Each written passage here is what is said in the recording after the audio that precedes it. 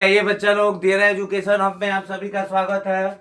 आइए हम लोग देखते हैं क्लास 10 केमिस्ट्री चैप्टर 1 का क्लास 4 नंबर क्लास है ना जी। इसके पहले आपका 3 क्लास हो चुका है। इसमें आप लोग को हम पढ़ा रहे थे रासायनिक अभिक्रिया, केमिकल रिएक्शन।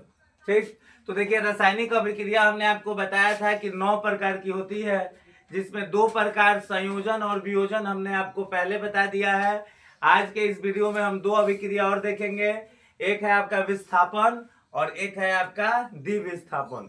ठीक, अब तो सिंपल आपको समझना है कि विस्थापन होता क्या है।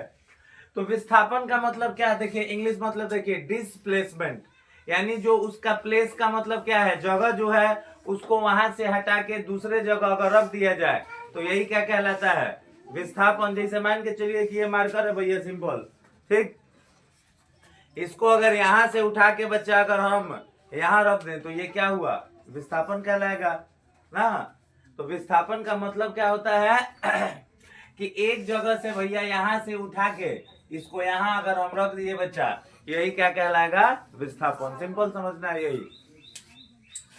चाहे 2 बिंदु, अगर ऐसे हम लोग पढ़ते हैं कि विस्थापन क्या है गति वगैरह में, तो गति चैप्टर में विस्थापन आपको क्या पढ़ाया गया है कि 2 बिंदुओं के बीच की न्यूनतम दूरी को क्या कहते हैं, विस्थापन कहते हैं। तो आपको वैसा नहीं जाना है गति की तरह। अब जिसे मान के चलिए क्या था, नहीं बताया गया था। जिसे मान लीजिए आपने यहाँ शुरू किया है यात्रा, यहाँ से चल के आप यहाँ तक आ गए। अगर आपसे हम ये पूछे कि आपने कितना दूरी तय किया, तब आप आइएगा ऐसे ना जी, इस रास्ते से आइएगा।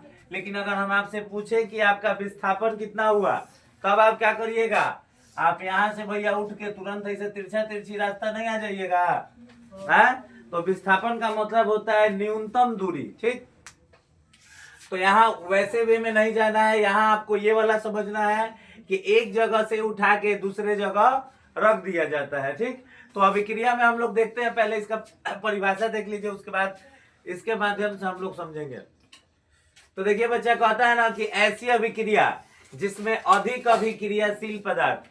अब देखिए अभिक्रियाशील पदार्थ जो होगा तो वो एक अधिक अभिक्रियाशील पदार्थ होगा और एक होगा आपका कम अभिक्रियाशील पदार्थ। ठीक है, यानी देखिए जब जब विस्थापन अभिक्रिया होगा तो इसमें 2 प्रकार का पदार्थ होगा, एगो अधिक अभिक्रियाशील वाला और एगो कम अभिक्रियाशील वाला। ठीक, तो आप जानते हैं कि अधिक जो अभिक्रियाशील रहेगा भैया वो ज्यादा ताकतवर रहेगा ना, और कम अभिक्रियाशील जो रहेगा वो क्या रहेगा, कम ताकतवर रहेगा। तो अच्छा मान के चलिए झगड़ा होगा, अगर किसी को कहीं घर से निकालना होगा तो कौन घर से बाहर निकालेगा, अधिक ताकत वाला कि कम ताकत वाला, अधिक ताकत वाला निकाल देगा। सिंपल, तो यही आप समझना है।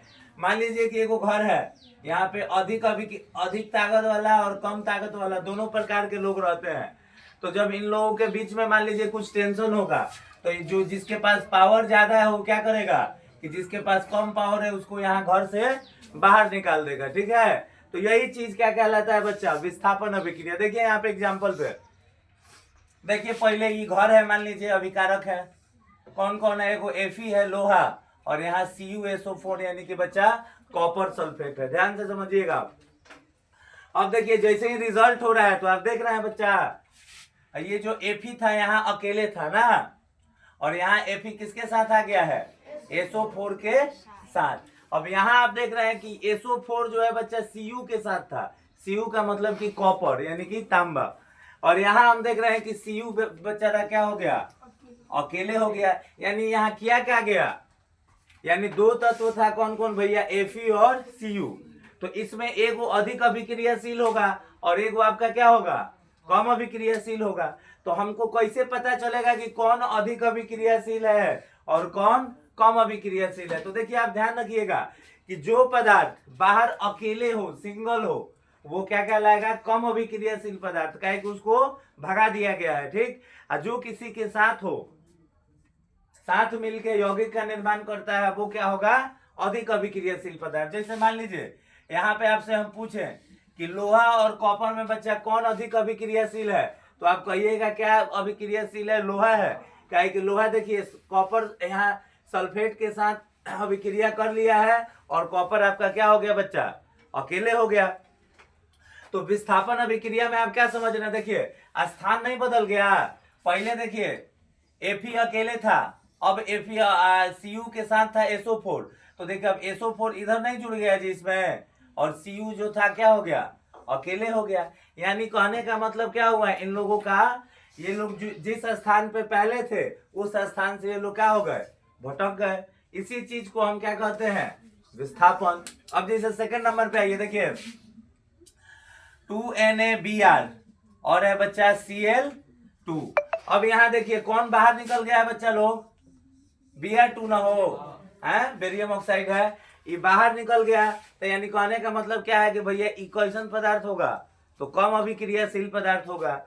तो आपको ध्यान रखना है कि विस्थापन में होता क्या है कि जो अधिक अभिक्रियाशील वाले पदार्थ हैं वो कम अभिक्रियाशील पदार्थ को क्या करता है, यौगिक से अलग कर देता है, ठीक। और ये अलग करने को ही हम क्या कहते हैं, विस्थापन कहते हैं। जैसे यहाँ पे देख लीजिए फाइनल एक बार, NaBr और Cl2। Na किसके साथ है बच्चा, Br के साथ, और Cl2 यहाँ क्या है, अकेला। अब रिजल्ट में देखिए Na जो आ गया किसके साथ, Cl2 के साथ, तो विस्थापन हुआ ना भाई, यहाँ था, इसको उठा के कहाँ रख दिया गया, Na के बगल में। अब Br बच्चा यहाँ था, इसको उठा के कहाँ रख दिया गया, अलग रख दिया गया। तो इसी चीज को ना विस्थापन कहते हैं। हाँ, यहाँ से हमको क्या पता चल जा रहा है कि जो निर्जन है, अकेले है, वही क्या है, कम अभिक्रियाशील है। जैसे यहाँ पे देख लीजिए लिखे हैं कि लोहा जो है कॉपर से अधिक अभिक्रियाशील है, यही चलते कॉपर क्या हो गया है, बाहर निकल गया है। यहाँ देखिए क्लोरीन जो है ज्यादा अभिक्रियाशील है, किससे, Br से ना जी, इसलिए देखिए ये जो आपका Br है भैया कहाँ निकल जा रहा है, बाहर निकल जा रहा है। तो ये तो हुआ बच्चा डिस्प्लेसमेंट, सिंगल डिस्प्लेसमेंट इसको बोलेंगे, ठीक। अब आपको पढ़ना है डबल डिस्प्लेसमेंट, माने 2 बार बदलाव होगा, जिसे नहीं होता है। अब यहाँ कुछ और होगा तो ये इसके साथ, और यहाँ जो होगा बच्चा वो इसके साथ। तो डबल डिस्प्लेसमेंट का मतलब क्या समझ रहे हैं कि जब सिंपल समझिएगा कि विस्थापन अभिक्रिया को बच्चा 2 बार दोहरा दिया जाए तो इसी को क्या कहते हैं, द्विविस्थापन अभिक्रिया। जैसे देखिए एग्जाम्पल पे आइए, तो देखिए मान लीजिए AB और CD आपके पास है, ठीक। ये सूत्र है इसका, पहला A है, दूसरा B, इसके बाद C और D है। तो देखिएगा रिजल्ट में क्या हुआ कि A के साथ भैया क्या आ गया हो, D आ गया, और B के साथ क्या आ गया, C आ गया। तो दोनों नहीं बदल गया हो, तो दोनों बदल गया, इसलिए इसको हम क्या बोलेंगे, डबल डिस्प्लेसमेंट। और आपको कैसे पता होना चाहिए, तो आपको पहचानने आना चाहिए क्लास 10 में, क्या कि क्लास 10 में भैया ये जो चैप्टर 1 है आप देखिएगा उसमें कैसे क्वेश्चन दिया हुआ है, समीकरण ऐसे दे देगा और पूछेगा कि ये कौन सी अभिक्रिया है। तो अभिक्रिया आपको पहचानने आना चाहिए कि कौन संयोजन है, कौन वियोजन है, कौन विस्थापन है, कौन क्या है, द्विविस्थापन है। तो ये आपको एग्जाम्पल के माध्यम से ध्यान रखना होगा, इक्वेशन पहचानना होगा। मेन टारगेट है आपका इक्वेशन पहचानना। तो द्विविस्थापन में अभी आपको ऑब्जेक्टिव में हमने कराया था कि किस अभिक्रिया में आयनों का आदान प्रदान होता है, ठीक है। तो देखिए आयनों का आदान प्रदान किसमें होता है, तो द्विविस्थापन अभिक्रिया, यानी इसका परिभाषा क्या है कि ऐसी अभिक्रिया जिसमें अभिकारकों के बीच भैया आयनों का आदान प्रदान होता है। आयन जानते हैं ना, 2 प्रकार के, धनात्मक और ऋणात्मक, प्लस और माइनस जो होता है वही ना आयन है। आयनों का आदान प्रदान होता है और नए यौगिक का निर्माण होता है। देखो कैसे, अब यहाँ पे देख लीजिए बच्चा, जैसे NaCl है, सोडियम क्लोराइड है, एगो यौगिक, और दूसरा का है AgNO3, सिल्वर नाइट्रेट। ये अभी आपने जो बोर्ड दिया होगा लोग, ये निशान जो लगा है वो क्या है, AgNO3 ही है, वो सिल्वर नाइट्रेट है।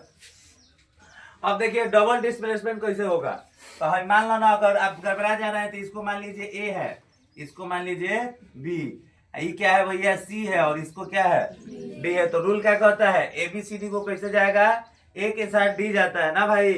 तो A क्या है Na, और D क्या है बच्चा NO3। तो NaNO3 क्या बन गई भैया, Na माने सोडियम, NO3 माने नाइट्रेट, क्या बन गया, सोडियम नाइट्रेट। अब देखो अब हेजा B में हमारा क्या बात चल रहा है बच्चा, Cl, C में क्या बात चल रहा है, Ag। तो ClAg ना होला, हमने के मेन जो तत्व होला वो क्या होला, AgCl होता है, ठीक है। इधर उधर से मतलब नहीं है, ये मत फिर रहिएगा कि BC है तो BCl लिखेंगे, ये CB भी हो सकता है, ठीक। चाहे AD है तो ये DA भी हो सकता है। तो आपका ये क्या आ गया बच्चा, दूसरा देखिए ना, एक Ag हो गया और एक Cl हो गया। तो देख रहे हैं Cl चल गया भैया किसके साथ, Ag के साथ एक बार, और एक बार जो ये Na था ये किसके साथ चल गया बच्चा लोग, NO3 के साथ। तो दो बार विस्थापन नहीं हो गया, तो दो बार विस्थापन हो गया, तो इसी को हम क्या कहते हैं, डबल डिस्प्लेसमेंट। यहाँ देखिए सिंपल वही NaOH H2SO4। तो देख रहे हैं भैया जी Na के साथ क्या आ गया बच्चा, SO4 आ गया है, और हई सब मिलके क्या बन गया है, H2O बन गया है ना। तो जब दो गो आयनों का आदान प्रदान हो, यानी दो बार विस्थापन हो तो द्विविस्थापन, और एक बार हो तो क्या कहलाएगा, खाली सिंगल विस्थापन ना जी, सिंगल डिस्प्लेसमेंट। चलिए धन्यवाद।